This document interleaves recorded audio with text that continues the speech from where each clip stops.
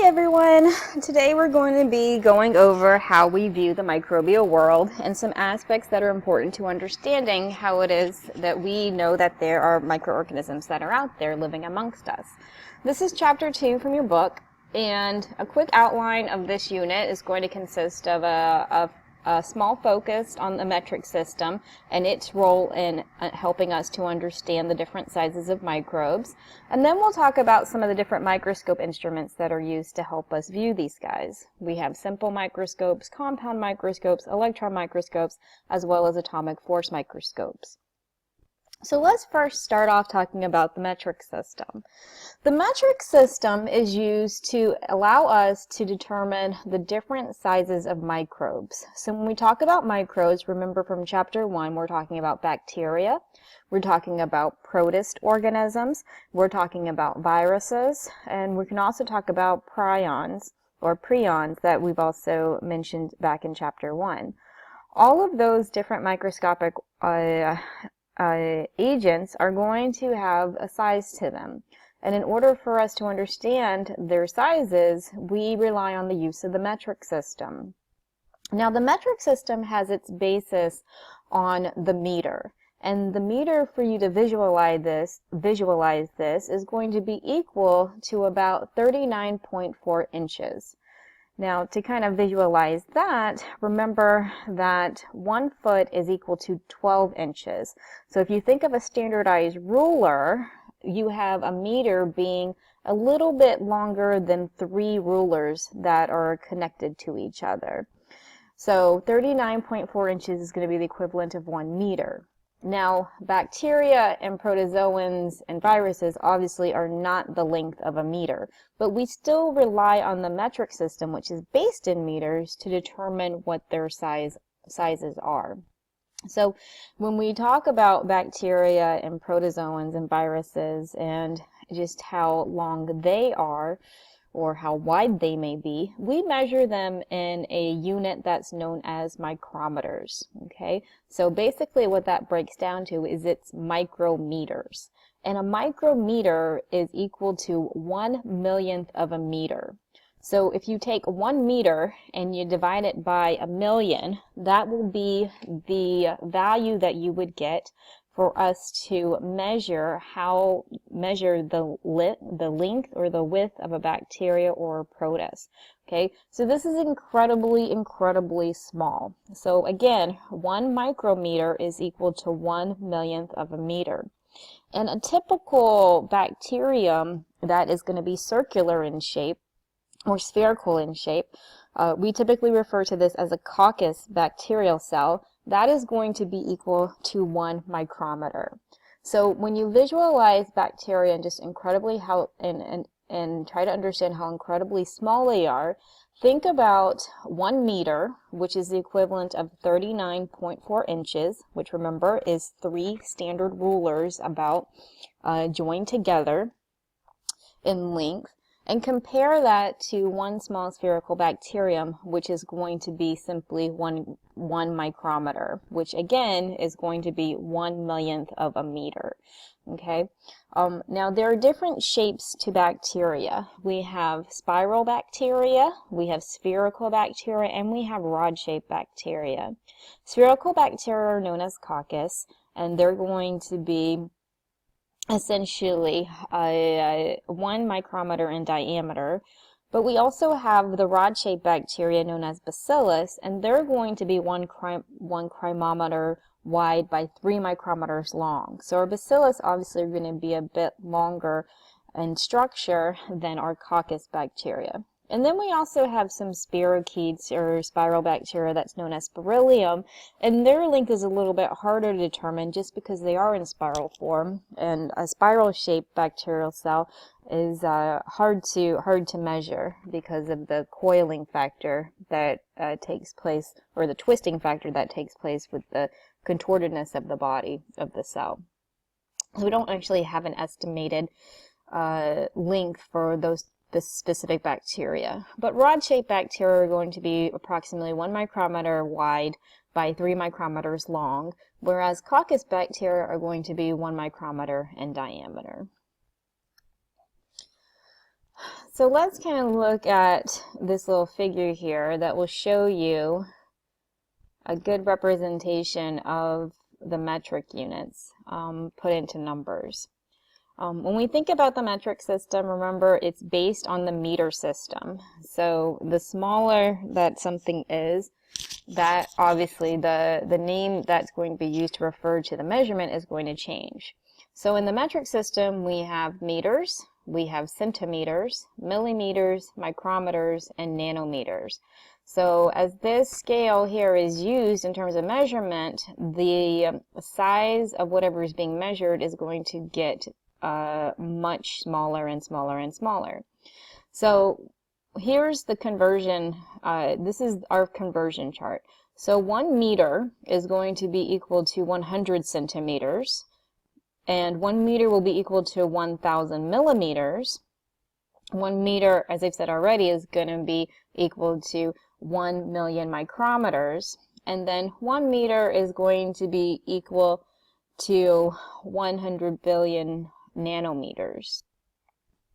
Notice also that 1 centimeter is going to contain or be equal to 10 millimeters, and then 1 centimeter will be equal to 10,000 micrometers, and then 1 centimeter is also equal to 10 million nanometers. And then you can see as this scale decreases, the decrease in the values that are expressed. 1 nanometer is equal to obviously 1 nanometer, 1 micrometer is equal to 1,000 nanometers. So this is a scale that you can use to, figure out or do conversions to figure out how small a microorganism is. Now, there's a lot of variation regarding the different microbes that are out there in terms of their sizes. Among the smallest microbes that we'll talk about in this course are going to be the viruses. And viruses are going to be measured in nanometers. So remember, a nanometer is equal to 1 billionth of a meter. So we go back to this chart. When we talk about viruses and how to measure them, we're using this standard scale right here, where you have 1 billion nanometers inside of a meter. And that's incredibly small, which is why you can't see it with the naked eye. Now, viruses are measured in nanometers, but they also have a good range in terms of the sizes that they exist in. You can have very small viruses, you can have a bit bigger viruses, but the size range for viruses is going to span from 10 nanometers to 300 nanometers. With the exception of the Ebola virus, which hopefully you remember, it was just in 2014, where we had a pretty scary Ebola outbreak take place in Liberia. And, as the world tried to respond to this particular outbreak, not many people knew much about this particular virus, which was very scary because it caused hemorrhagic fever. But what they did know was at least the size of the virus, so it helped for researchers to take samples from infected patients and try to analyze these infectious agents. So what we do know about the Ebola virus is that it can be as long as 1,000 nanometers, which is equivalent to 1 micrometer. And so remember, most bacteria are all one micrometer. So this is kind of, a special case because you have a virus that is essentially as long as a bacterial cell. So when you view microorganisms underneath the microscope, typically all microscopes are fitted with what's called an ocular micrometer, which is a simple little measuring tool or measuring ruler that's located in the ocular lens of the microscope. And when you view your specimens, you're able to compare or use that ruler that's inside the ocular lens as a method for determining the size of the bacteria or virus that it is you're observing. So let's talk now about microscopes, because that's kind of those are the key things that I want you to know about the metric system, is really that bacteria are measured in micrometers, viruses are measured in nanometers, and a lot of microscope instruments are going to be fitted with a ruler, so that way you can figure out what the size of the microorganism is that you happen to be studying. So moving on to microscopes, to understand them, really, microscopes are optical instruments that are used to enhance our view of this very small and wonderful world that exists that we can't see with the naked eye. So there's all kinds of optical instruments that are out there. We have telescopes, we have binoculars, there's magnifying glasses, and there's microscopes. And we're going to focus in this course on the use of microscopes because those are the ones that we use to really enhance our field of view.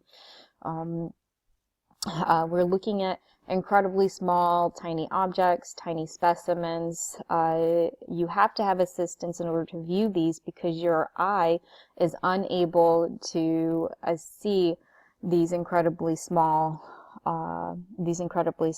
microorganisms or microbial elements. Now, when it comes to optical instruments, each optical instrument is going to have a specific capacity or limit to what the instrument is able to do. And your eyes are no different than these optical properties because there's a term that's referred to as resolving power, also known as resolution, that is going to allow the instrument to be able to produce an image of the microorganism that's being viewed. So if a microorganism is too small to fit the resolving power of an optical instrument, the optical instrument is not going to be able to enhance the view of it.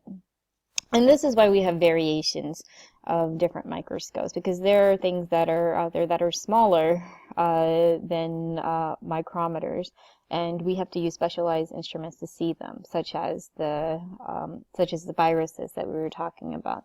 They're measured in nanometers, and because of that, they require very specialized microscopes to view them. The resolving power of the human eye is 0.2 micrometers, or sorry, 0.2 millimeters, which is one of the reasons why we are unable to see bacterial cells without using microscopes. Because remember, a bacterial cell is 1 micrometer, but our human eye can only resolve up to 0.2 millimeters.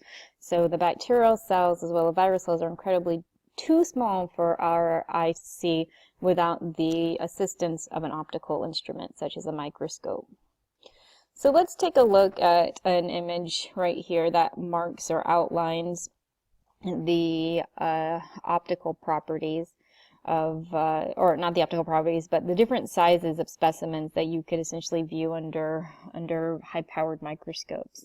So on here we've got blood cells, we have Staphylococcus bacteria, we have protozoans, some viruses that are listed, influenza virus, herpes virus, pox virus.